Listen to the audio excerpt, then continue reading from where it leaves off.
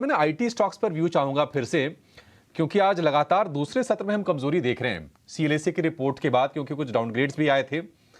IT में आपको भी लगता है कि प्रॉब्लम्स हैं, क्योंकि रफ्तार वो दिख नहीं पाती है, रफ्तार आती भी तो सस्टेन कर नहीं पाती है। दिक्कतें क्या है आपके हिसाब से?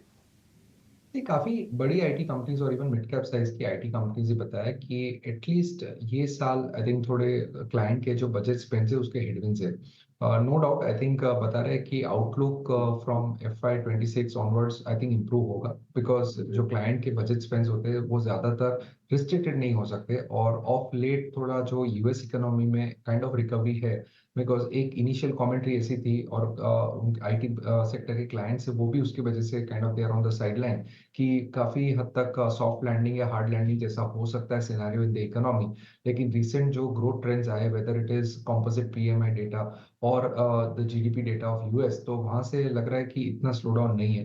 प्लस फेड ने भी काफी हद तक उम्मीद जताई है कि जिस तरह का ग्रोथ है इकोनॉमी में, उनको कोई इतनी जल्दी नहीं है कि रेट कट करे।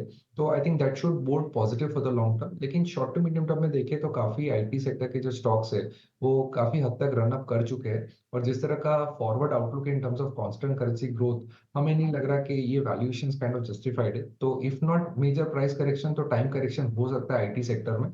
तो यहाँ पे नए निवेश की आई थिंक सलाह में नहीं दूंगा। आईजीएल और एमजीएल में गिरावट जो है वो बढ़ गई है।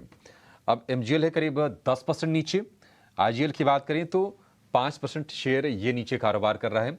एमजीएल ने गैस के भाव में कटौती करने का फैसला किया है, और ये जो चीज़ है ये बाजार को पसंद नहीं आ रही है। कहीं ना कहीं अब प्रेशर आईजीएल पर आ गया, क्योंकि आईजीएल पर भी शायद दाम घटाने का दबाव बढ़ जाएगा।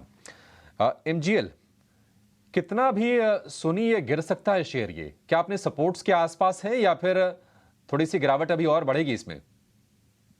देखिए, काफ़ी ऑब्वियसली गिर चुका है और एक 50 ईएमए को टेस्ट करते हुए 1400 के लेवल तक आ रहा है। अगर 1400 को ब्रेक करता है, इसमें और भी फर्दर वीकनेस आपको नज़र आ सकता है टुवर्ड्स 1300, 1320 के रेंज में। सो थोड़ा-सा अवॉइड करना बेटर रहेगा।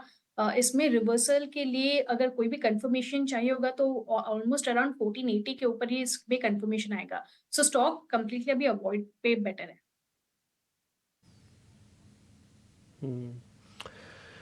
Torrent pharma, Muthoot finance already 2-2% ये शेयर ऊपर है। एक बार वापस से स्क्रीन पे दिखाइए। आरईसी, पीएफसी दोनों जोड़ीदारों की बातचीत हो चुकी